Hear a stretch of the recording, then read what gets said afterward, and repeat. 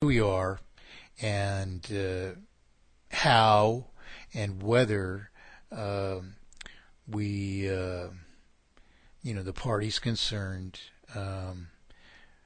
present their propositions in terms which the public can assimilate them. So my whole point was to have some kind of discussion from which you the audience, we, all of us together, could deduce what to do. What do we unite on? So without further ado, I'll play this interview for us now.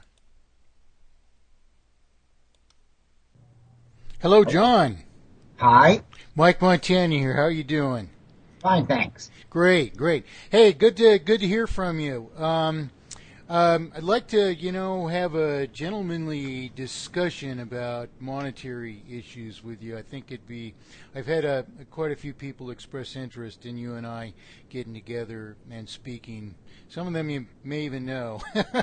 So, anyway, I apologize. I meant to get back to you sooner than I have. I've just had a whole bunch of, how issues are. No problem. I've been swamped too. Oh, great. Well, sorry to hear that. Well, I don't know. Maybe it's good that you're swamped. I'm always swamped. Oh my God, I am too. Life's getting out of control. The older I get, it used to be if there were 10 or 20 of me, I could keep them all occupied, and now I'm hoping for more like 40 or 50. So. Anyway, let's see, a couple things. I always record my Skype conversations, so it's a legal obligation to tell people that you're doing that. I do it for... Is it really? Yeah. It is. Really? Yeah. Really? Well, at least I'm told so as recently as yesterday. By actually our county sheriff. And I requested that information from him, although he didn't cite the law, which always makes me dubious. In fact, the reason that I requested the information is because I was cited a very errant interpretation of the law by a deputy sheriff. So I had to verify it, and he told me that indeed I'm entitled in a number of questions that I asked that I'm indeed entitled to record any information, visual and auditory, as may pertain to anything. But in the case of recorded conversations, you are obligated to notify a person that you are recording them. And what can happen if you don't? Oh, geez, I don't know. They probably hang you from a tree. I assume that's up to the whatever the person wants to take. Whatever counts they might want to take up with you. They might see you in civil court. They might be some criminal penalty. I have no idea, and frankly, between you and I know the times have gotten so strange.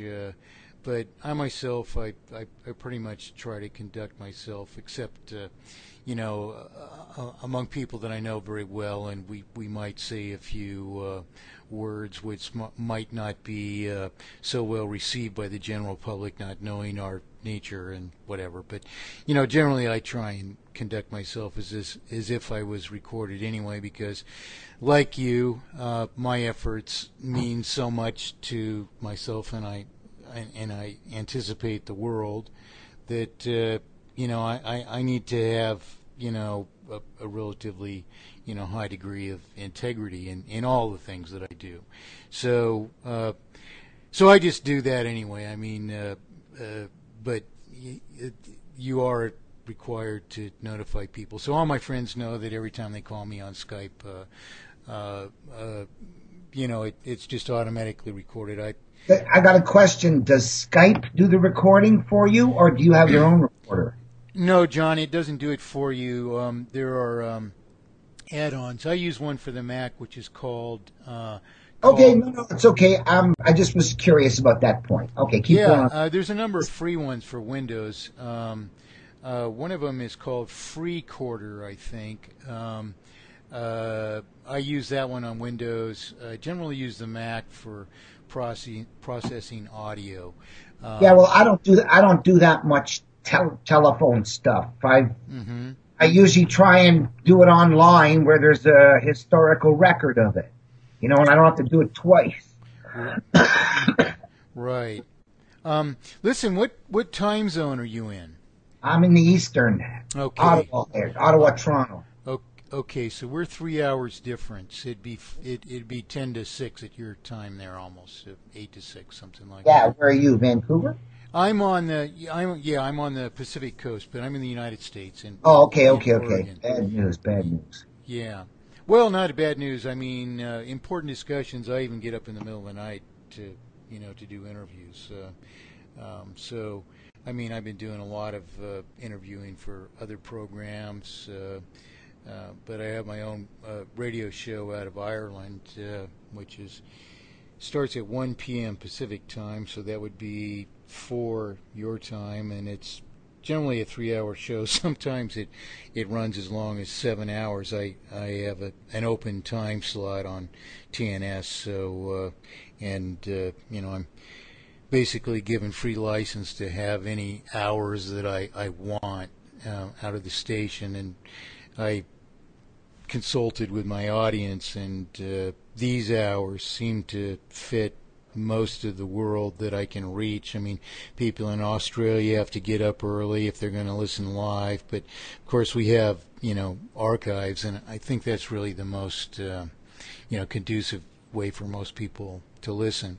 So anyway, what I'd like to do with you is maybe just dedicate a whole show to it, which would mean 3-4 hours. Generally, if we're going to cover a lot of issues, I know you've brought up social credit. That's a topic that we could pound on for an hour, even if we. Well, I just had a big discussion over at the Let's SC group, the Let's Social Credit group, over the last few days. hmm They're arguing with a guy. This is also where I defended you a few weeks back too. I appreciate that. Well, again, I mean, anybody who's got no interest on their chips can't screw up too badly. Okay, that's my point. Right. I grant that to anybody who says interest free, that there's got to be a way they can figure out to do it right.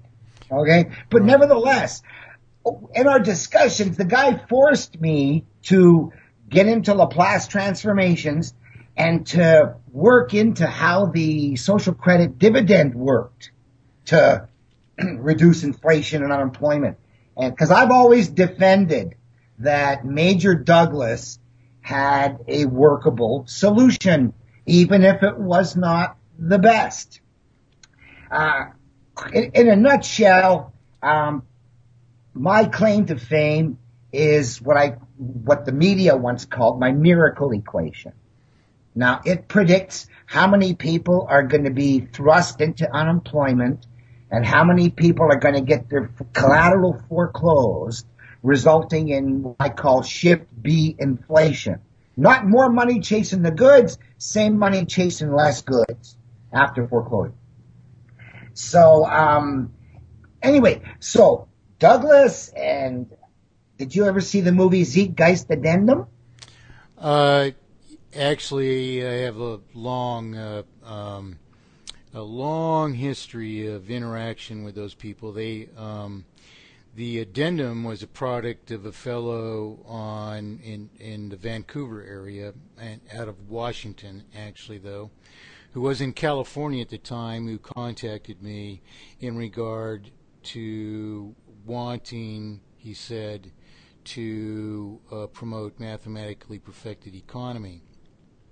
And basically what this story amounts to is they put a plant, more or less, in the form of this appeal to promote mathematically perfected economy, in which over several months this person paraded this carrot in front of me and asked a great number of questions.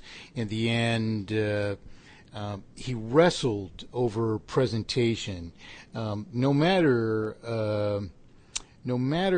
how conclusively I answered questions in a form which is the only form which would satisfy any diligent person, he wanted to obfuscate the explanation into something else, claiming always that people just don't want to understand things this way. He wanted to change. He wanted to separate it, to divorce the answer from its explanation, and then call it some pretty word or something like this.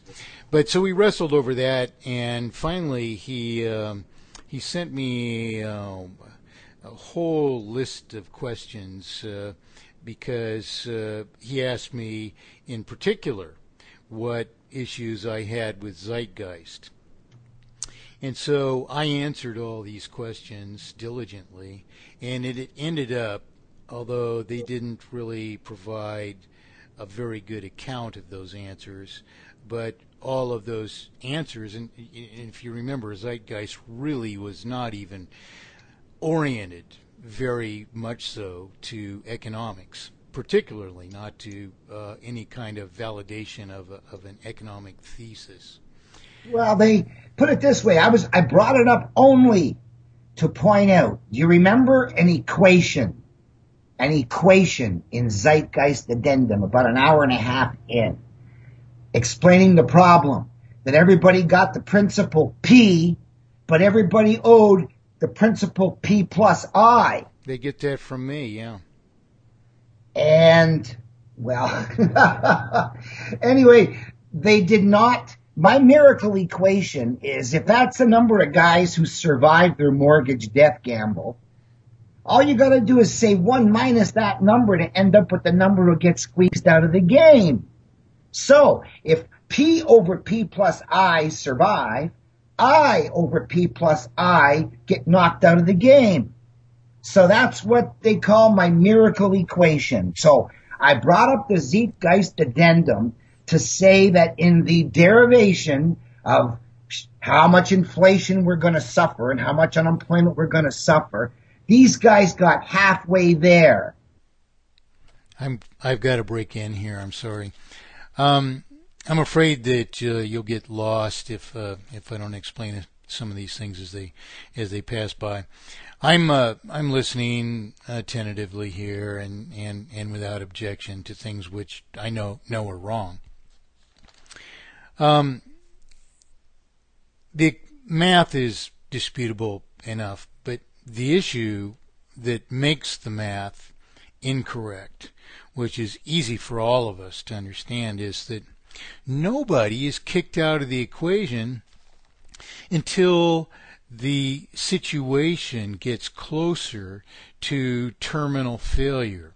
What happens is we're all forced to borrow more and more and more. And so that's the preposterous thing about this thing that he himself calls a miracle equation. Excuse me, what credible mathematician would call this a miracle, this equation? Even if you called my proposition of mathematically perfected economy miracle economy, I would be insulted by it. But there is a different kind of a person who themselves promotes their work in such ways. But the thing is, there's no miracle at all about this, because people aren't put out of work until we can't keep up with the escalation of debt to such a degree that we can avoid a diminishment of industry, of industrial production, of ability to pay workers what Douglas complained about, enough to consume the production of industry. So industry in turn loses its